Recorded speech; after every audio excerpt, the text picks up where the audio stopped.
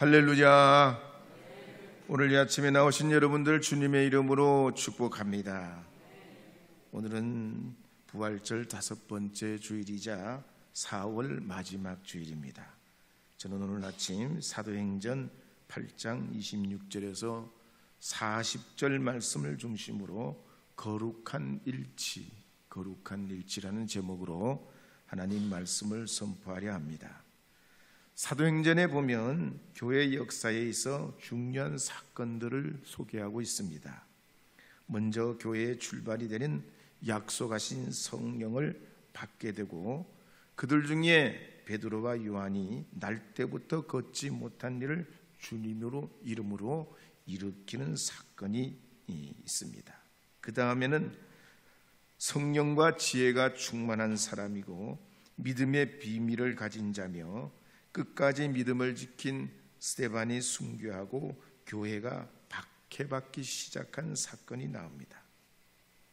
빌립 집사를 비롯한 성도들은 이 박해로 인해서 곳곳에 흩어지게 되는데 복음을 포기하지 않습니다.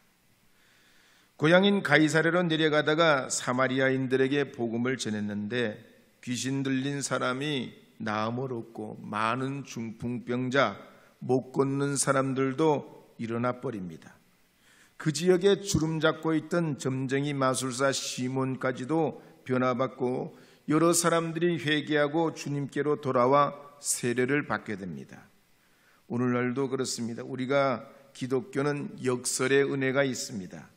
무덤에서 부활하신 예수님, 환난 속에서도 역사하시는 성령님을 통해서 슬픔 속에서도 위로가 있고 절망 속에서도 소망이 있는 줄 믿습니다. 그래서 고린도후서 6장 9절 10절에 보면 이렇게 기록하는 말씀이 있습니다. 함께 읽어보겠습니다. 무명한 자 같으나 유명한 자요, 죽은 자 같으나 보라 우리가 살아있고, 징계를 받는 자 같으나 죽임을 당하지 아니하고, 근심하는 자 같으나 항상 기뻐하고, 가난한 자 같으나 많은 사람을 부요하게 하고, 아무것도 없는 자 같으나 모든 것을 가진 자로다. 아멘. 그래서 복음서에도 보면 탕자 같은 이가 깨닫고 돌아와 하나님 아버지 집으로 돌아와 새 사람이 됩니다. 막달라 마리아도 어두운 과거를 청산하고 회개하고 예수님 발 아래 엎드려 옥합을 깨뜨리며 죽으심을 예비할 뿐만 아니라 예수 부활의 첫 증인이 되게 됩니다. 오늘 우리나라도 그렇습니다. 정치, 경제, 외교, 국방, 교육, 문화가 막힌 것이 열리고 뚫리고 변화의 길로 나가려면 예수님의 죽으심과 부활에 기초한 역설적 진리 위에 있어야 됩니다. 나보다 남을 나았게 여기고 나는 죽고 남은 살리는 이 사랑의 기초 되어야 통일의 길도 열리고 경제의 길도 열리고 정치, 외교, 국방의 길도 열리게 되는 줄 믿습니다. 우리의 가정, 직장, 사업도 그렇습니다. 어려울수록 복음이신 그리스도로부터 시작해야 됩니다. 복음의 기초로부터 우리의 삶을 운영하고 경영해야 힘을 얻습니다. 더욱 기도하고 말씀 위에 서서 우리의 진로와 미래와 취업과 가정과 사업과 일터를 바라보게 될 때 어려워졌다가도 역전하게 하시는 하나님, 올라가게 하시는 하나님, 이기게 하시는 하나님, 형통하게 하시는 하나님의 역사를 경험하게 될 줄로 믿습니다. 그래서 로마서 4장 17절부터 24절 말씀까지 이렇게 기록합니다. 좀 길지만 함께 읽어보겠습니다. 기록된 바 내가 너를 많은 민족의 조상으로 세웠다 하신과 같으니 그가 믿은 바 하나님은 죽은 자를 살리시며 없는 것을 있는 것으로 부르시는 이시니라. 아브라함이 바랄 수 없는 중에 바라고 믿었으니 이는 내 후손이 이 같으리라 하신 말씀대로 많은 민족의 조상이 되게 하려 하심이라. 그가 100세가 되어 자기 몸이 죽은 것 같고 사라의 태가 죽은 것 같음을 알고도 믿음이 약하여지지 아니하고 믿음이 없어 하나님의 약속을 의심하지 않고 믿음으로 견고하여져서 하나님께 영광을 돌리며 약속하신 그것을 또한 능히 이루실 줄을 확신하였으니 그러므로 그것이 그에게 의로 여겨졌느니라. 그에게 의로 여겨졌다 기록된 것은 아브람만 위한 것이 아니요 의로 여기심을 받을 우리도 위함이니 곧 예수 우리 주를 죽은 자 가운데서 살리신 이를 믿는 자니라. 아멘. 그러므로 여러분들께서도 십자가 밑에서 꿈을 꾸시기를 바랍니다. 믿음으로 바라보시기를 바랍니다. 베드로가 믿음에 의지하여 깊은 데로 그물을 내린 것처럼 주님의 말씀으로 행하기를 결단하는 이 아침 되기를 주님의 이름으로 축복합니다. 어두운 밤 시대리니 함께 찬송 불러보겠습니다. 어두운 밤 시대리니.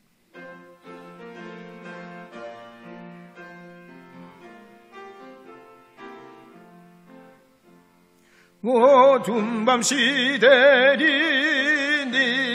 내 직분 지켜서 잔깃을 맺힐 때에 일찍 일어나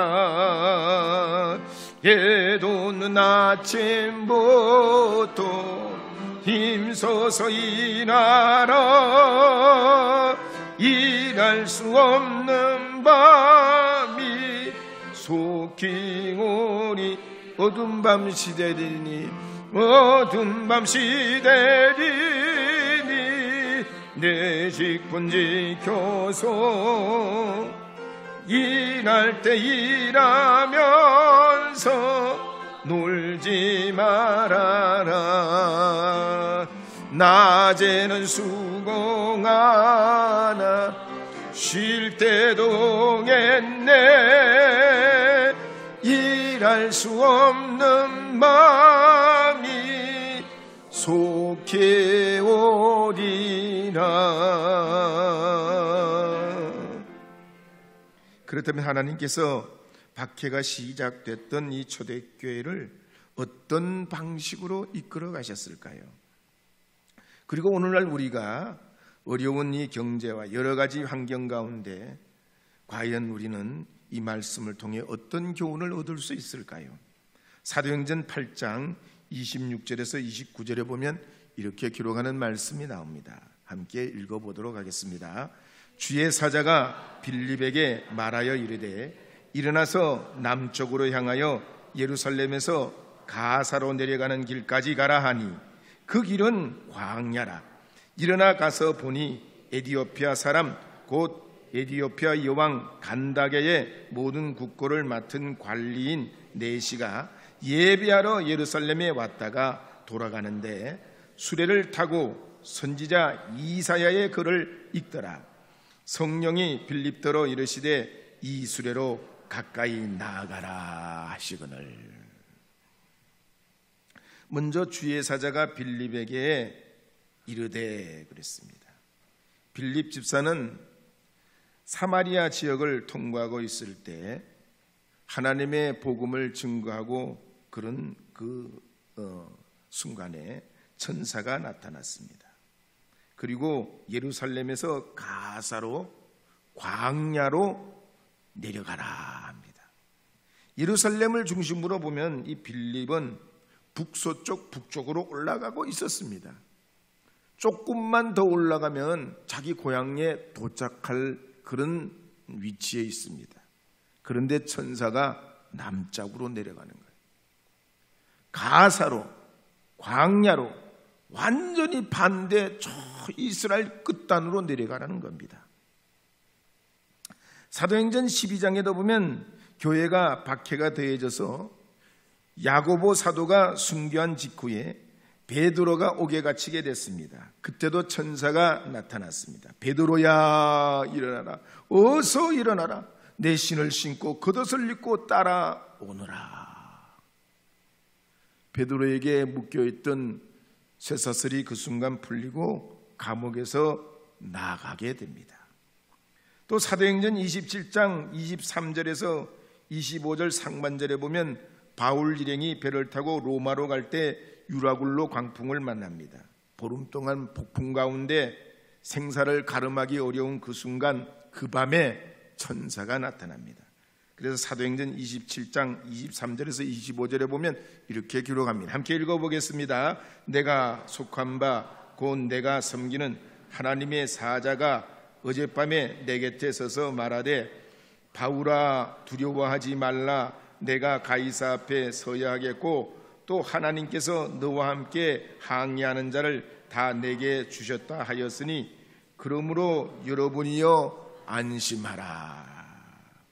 이처럼 성경에 보면 하나님께서는 천사를 통하여 뜻을 전하시고 행하시고 지도하셨습니다. 그래서 빌립도 이 천사의 말을 따라서 광야길로 나가자 지나가는 수레가 있었는데 그때 성령께서 이렇게 말씀하십니다. 수레 가까이로 나아가라. 수레 가까이로 나아가라. 빌립은 성령의 음성을 따라 수레 가까이로 나갔습니다. 그랬더니 이 수레에는 에디오피아 내시가 좀처럼 구하기 어려운 무거운 이사야 사본을 읽고 특히 이사야 53장 7절 8절 말씀을 읽고 있었습니다. 이사야서 53장 7절 8절 말씀 함께 우리도 읽어보도록 하겠습니다. 그가 곤욕을 당하여 괴로울 때에 그의 입을 열지 아니하였으며 마치 도시장으로 끌려가는 어린 양과 털 깎는 자 앞에서 잠잠한 양같이 그의 입을 열지 아니하였도다. 그는 곤욕과 신문을 당하고 끌려갔으나 그 세대 중에 누가 생각하기를 그가 살아있는 자들의 땅에서 끊어짐은 마땅히 형벌받을 내 백성의 허물 때문이라 하였으리요. 에디오피아 내시는 이사야 선지자가 예수님 모시기 전 700년 전에 하나님의 영감을 받아 기록한 이 말씀을 읽을 때 무슨 뜻인지 몰랐습니다. 그때 성령께서 빌립을 통해서 이 말씀 안에 기록된 어린 양이 우리 구주 예수님 되심을 밝히고 예수님이 우리 대신 십자가를 지시고 형벌을 당하시고 고난당하시고 채찍맞고 십자가에 죽으신 것과 사흘 만에 부활하심을 증거하면서 이를 믿기만 하면 구원과 영생을 얻는다고 할 때 그 말씀을 이제 받고 이 말씀을 들은 이 에디오피아 내시의 심령이 뜨거워지게 됐습니다. 사모하는 마음이 생기고 회개하는 심령이 심중에 있게 돼서 세례받기를 원했습니다. 이처럼 하나님의 역사는 거룩한 일치를 나타냅니다. 천사와 성령과 복음 전하는 자와 성경을 통해서 복음 듣는 에디오피아 내시의 심령을 뜨겁게 하고 회개하게 하고 세례받게 합니다. 더욱이 에디오피아는 솔로몬 시대부터 이스라엘과 교역에 있던 나라고 솔로몬의 아들 메넬리크가 유대인 공동체도 세웠던 곳이 바로 에디오피아입니다. 그들은 유대인 명절이 되면 예루살렘을 방문해서 예배를 하곤 했는데 하나님께서 때가 될 때 사도행전 1장 8절 말씀대로 예루살렘과 유대와 사마리아와 땅끝까지 이르러 복음을 증거하시기 위해서 사마리아에 있던 이 빌립을 천사를 통해 부르시고 성령의 감동을 주시고 내시를 만나게 하시고 읽고 있던 성경을 풀어줄 때에 심령이 뜨거워져 이 에디오피아 내시가 그 은혜를 받아 에디오피아 선교의 불씨가 되게 됩니다. 그래서 교회사를 찾아보면 주 40년경에는 마가의 전도로 북아프리카 지역이 오늘날 꼽투교의 원조가 됩니다. 그리고 주 225년경에는 이란 지역에 12사도의 제자들 20명 이상이 복음을 전한 기록이 있습니다. 또 주 3세기 말에는 아르메니아가 복음화가 돼서 기독교를 국교화하게 되고 주 4세기경에 가서는 마침내 이 에디오피아가 기독교를 기독교로 삼게 됩니다. 그러면서 주 6세기경이 됐을 때는 유럽과 아프리카 지역 전역에 기독교가 급속도로 번져나가게 됩니다. 할렐루야입니다.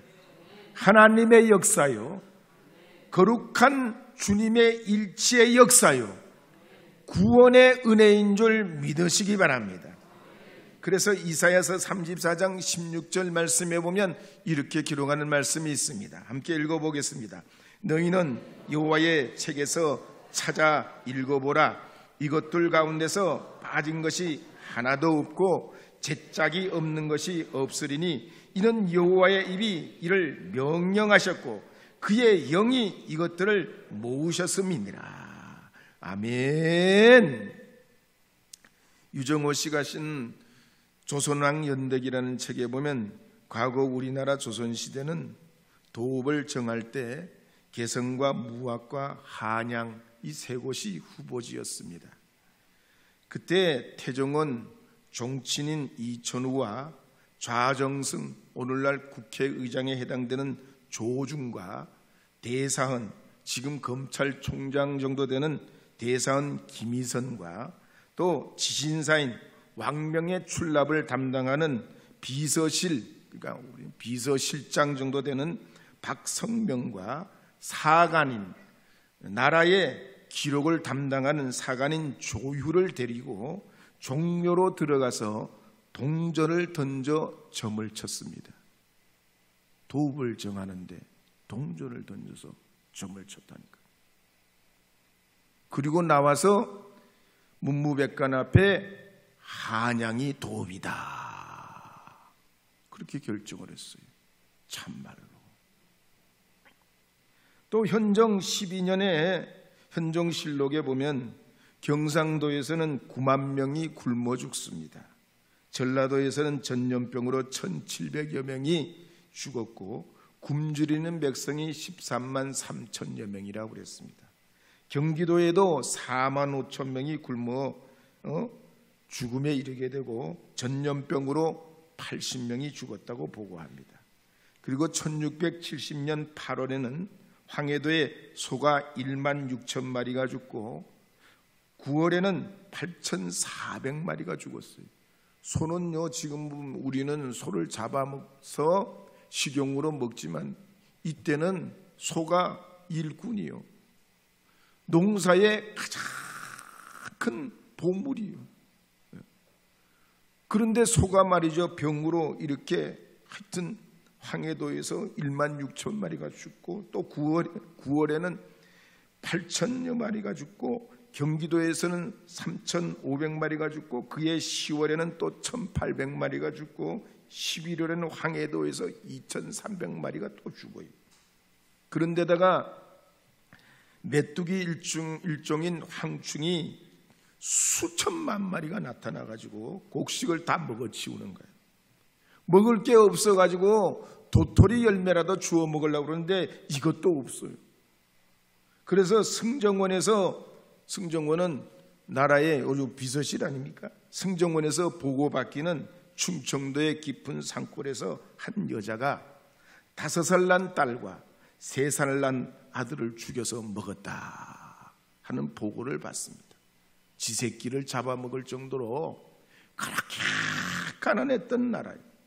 그런데 이 민족이 생각지도 않게 1885년에 누구도 계획한 적이 없고 선교사들도 조직적으로 이걸 계획한 게 아니, 대한민국 조선의 복음을 전하려고 했던 게 이게 아주 치밀한 계산에서 나온 게 아니, 한 선교사가 감화를 받고 중국에 있던 선교사가 이걸 보고하게 되고 이걸 또 본국에 보고하면서 이게 참 어렵사리 대한민국에 복음이 들어오게 되면서 1903년은 원산 대부흥으로, 1907년에는 평양 대부흥의 운동으로 번지면서 이 나라 운명이 달라지게 됐습니다. 그래서 히브리서 10장 37절에서 39절에 보면 이렇게 기록하는 말씀이 나옵니다. 함께 읽어보겠습니다. 잠깐 후면 오실 이가 오시리니 지체하지 아니하시리라. 나의 의인은 믿음으로 말미암아 살리라. 또한 뒤로 물러가면 내 마음이 그를 기뻐하지 아니하리라 하셨느니라.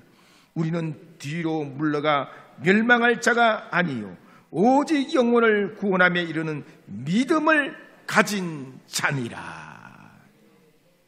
그래서 출애굽기에도 보면 이스라엘 백성들이 애굽에서 나와 바닷가에 장막을 치는데 마음이 변한 애굽의 바로 왕이 병거와 군대를 보내 공격합니다. 기독교의 역사는 뒤로 물러나는 게 아니에요. 앞에는 홍해가 있어. 그러면 뒤로 물러나야 돼. 기독교의 역사는 그들이 말이죠, 칼날을 들고 활을 들고 병거를 몰고 와도 뒤로 돌아가는 역사는 없어요.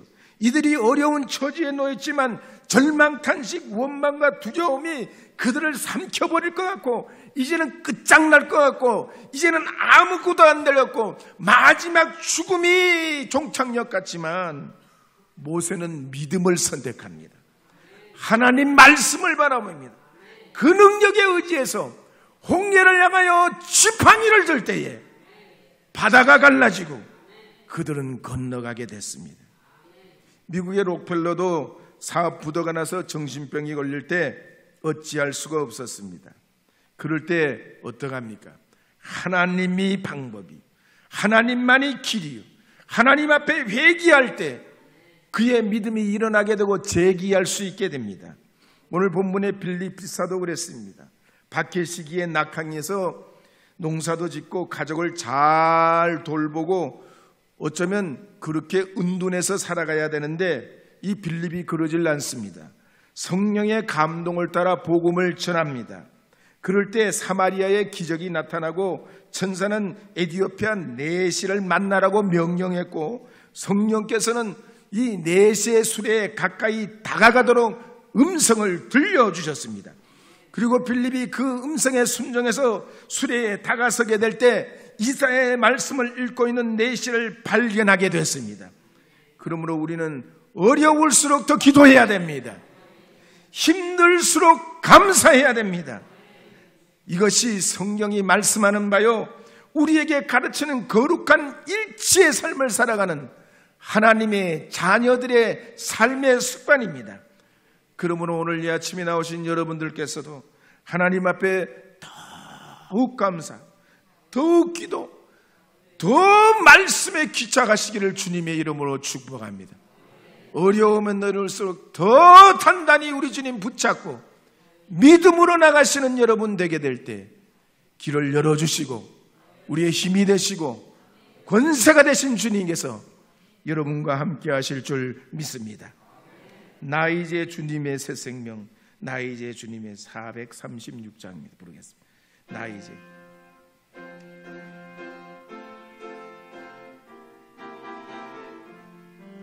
나 이제 주님의 새 생명 얻은 모 옛것은 지나고 새 사람이로다.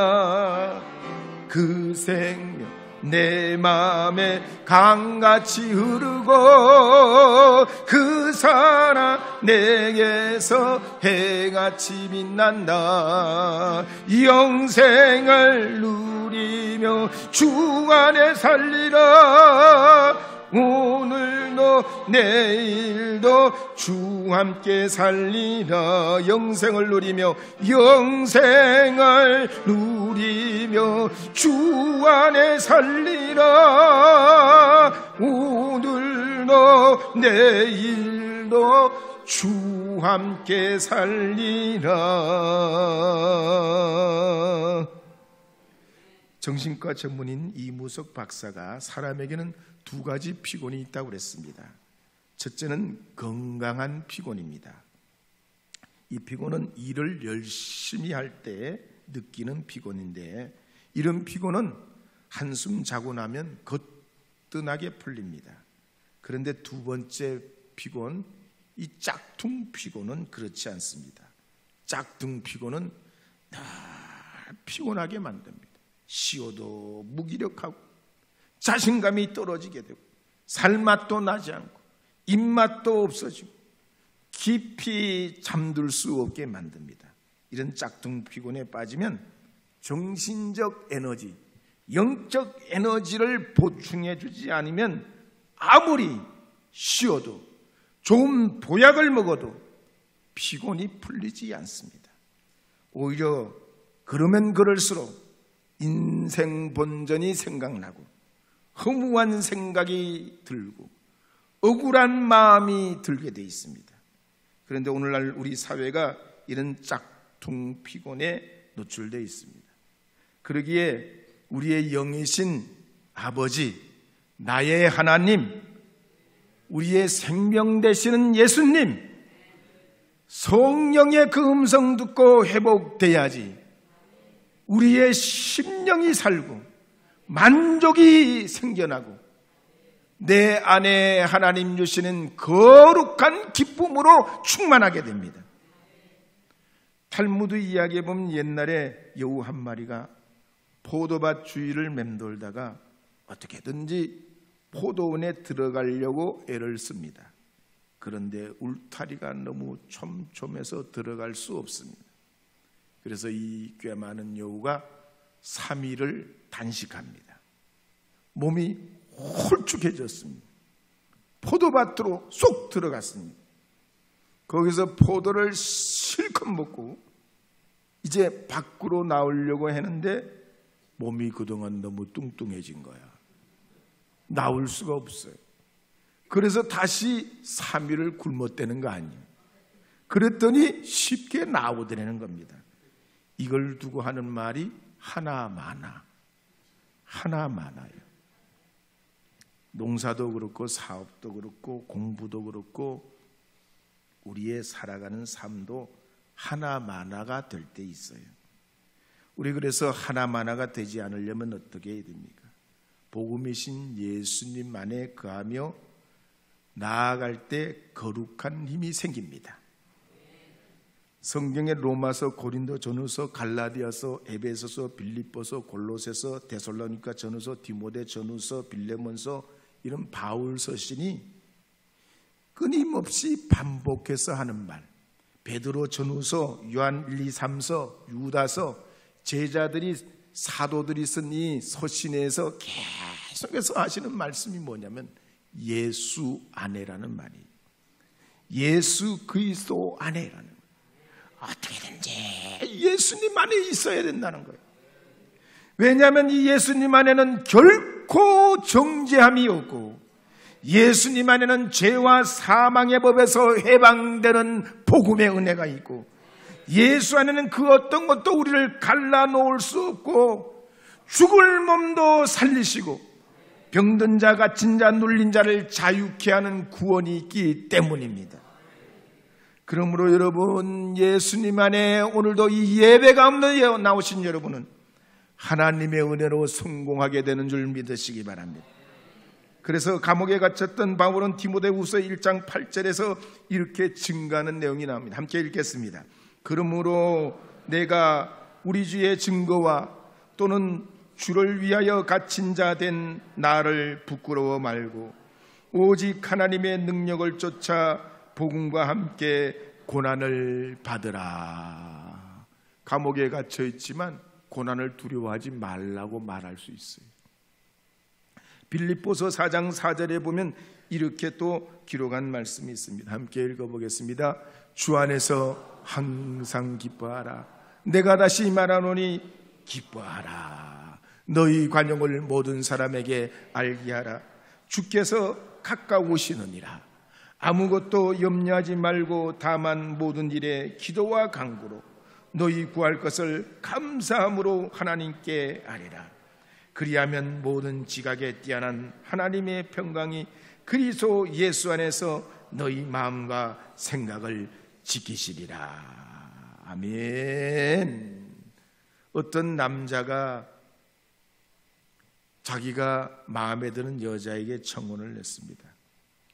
그랬더니 이 여자가 여러 번 망설이다가 결국 받아들이면서 이런 말을 했습니다. 자기 나랑 같이 살면 각오해야 돼. 내가 당신을 확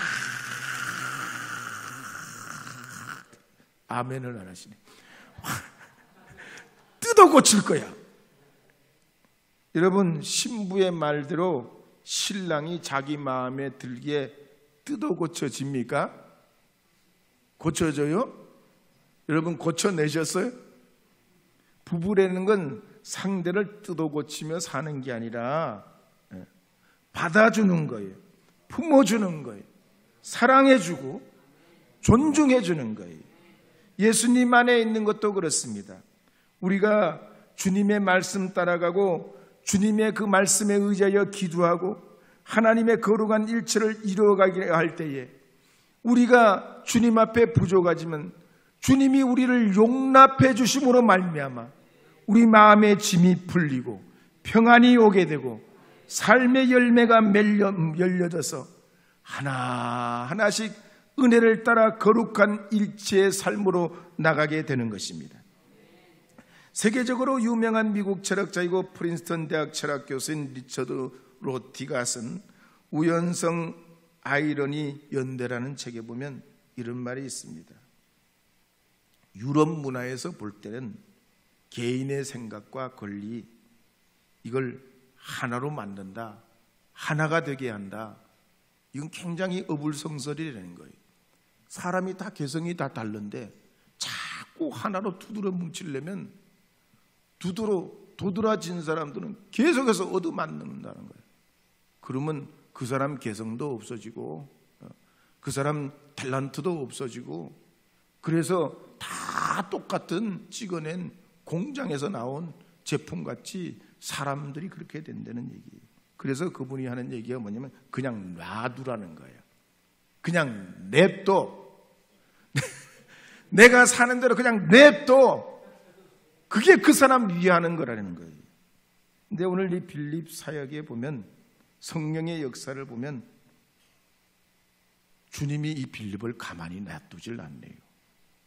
성령께서 이끌어 가시니 천사도 역사하고 이를 이끌어 광야로 또 다시 아소도로 가이사랴로 동분서주하게 합니다. 그러면서 세계 복음화로 하나님 앞에 헌신하게 해서 이 빌립 한 사람을 통해서도 수많은 영혼이 구원 얻는 하나님의 역사가 나타납니다. 사랑하는 여러분, 우리가 주님의 말씀에 순복하자면 어려움이 있습니다. 나를 십자가에 무릎 꿇리고 우리 자신을 깨트리는 그 과정이 참 지난하고 때로는 많은 어려움이 있습니다. 그러나 우리 주님께서는 우리의 갈급함을 아십니다. 우리의 간절히 구하는 것을 아시고 들으시고 응답하시고 열매 맺게 하시는 분입니다. 하나님의 거룩한 그 은혜를 여러분 오늘도 바라시면서 이 한 주간도 부족하지만 연약하지만 주님의 그 거룩한 말씀에 일치하고 주님의 그 선하심에 우리 자신을 드리려 할 때 여러분의 삶을 어제보다 오늘이 오늘보다는 내일이 더 놀랍게 열매 맺고 복받는 하나님의 자녀가 되게 하실 줄 믿습니다. 이 거룩한 부름에 나아가시는 하나님의 사람들이 다 되시기를 주의 이름으로 축복합니다.